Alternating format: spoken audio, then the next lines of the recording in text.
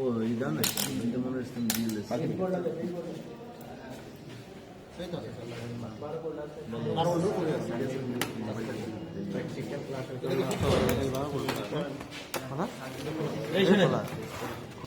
Ignition কয়েলের এটা এটার নাম হলো ইগনিশন কয়েল।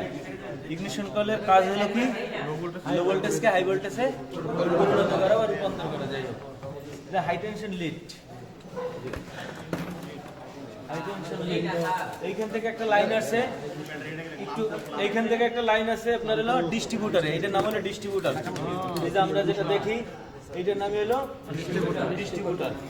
ডিস্ট্রিবিউটারের পরে ওই যে প্রতিটা স্পার্ক প্লাগে যে লাইন গেছে এটা কিন্তু স্পার্ক প্লাগ, এবং প্রতিটা স্পার্ক প্লাগে ডিস্ট্রিবিউটার থেকে হাই টেনশন লিডের মাধ্যমে লাইন গেছে। এই যে হাই টেনশন লিড, এই কালো রঙের এটা হাই টেনশন লিড। আর এটা স্পার্ক প্লাগ, স্পার্ক প্লাগের গ্যাপ হলো, স্পার্ক প্লাগের গ্যাপ কত স্যার? 1.2 স্যার, আপনি দেন বলছেন 0.7 0.7 থেকে 0.8 মিলিমিটার পর্যন্ত। এটা আগে ব্যবহার এটা এই স্ট্যান্ডার্ড মাপ, যদি কোনো কোথাও যদি প্রশ্ন আসে এটাই লিখতে হয়। স্যার এটা কইছিলাম বর্তমানে 1.2 বর্তমানে 1.2, কিন্তু স্ট্যান্ডার্ড এখনো 0.7 থেকে 0.8 মিলিমিটার পর্যন্ত। ঠিক আছে, এটা সব জায়গায় দেওয়া আছে। প্রশ্ন আসলে এটা যদি অন্য কোথাও যদি প্রশ্ন আসে এটা লেখেন 0.7 থেকে 0.8 মিলিমিটার। 0.7 থেকে 0.8 মিলিমিটার। এখন একটা ব্যাপার আছে, আবার অনেক ম্যানুফ্যাকচার কোম্পানির উপরে নির্ভর করে এই মাপটা কিন্তু কম বেশি হয়। অনেক কোম্পানির নির্ভর করে কম বেশি হয়, কিন্তু একটা স্ট্যান্ডার্ড একটা জিনিস থাকে না, ওটা হলো আপনার 0.7 থেকে 0.8 মিলিমিটার পর্যন্ত। ঠিক আছে মাহমুদ ভাই, শুধু না পারো না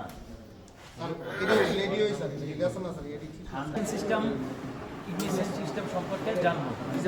ঠিক আছে, কাকে বলে ইগনিশন সিস্টেম, কাকে বলে বলে দেওয়ারটা? ইঞ্জিনের মধ্যকার চার্জকে দহন করে শক্তি উৎপন্ন করে ইঞ্জিনকে পরিচালনা করা হলো ইগনিশন সিস্টেমের কাজ। ইগনিশন সিস্টেমের কাজ।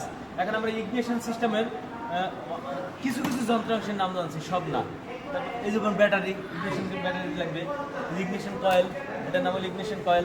এই যে হাই টেনশন লিড, ডিস্ট্রিবিউটার, আর হলো আবার high tension lead, blaster. Sir blaster কোথায়? ব্লাস্টার আছে এই যে ব্লাস্টার আছে না, এটা এটা ব্লাস্ট হ্যাঁ, এটা কিন্তু ইগনিশন কয়েলের একটা অংশ, রাইট? ইগনিশন কয়েলের একটা অংশ। এখন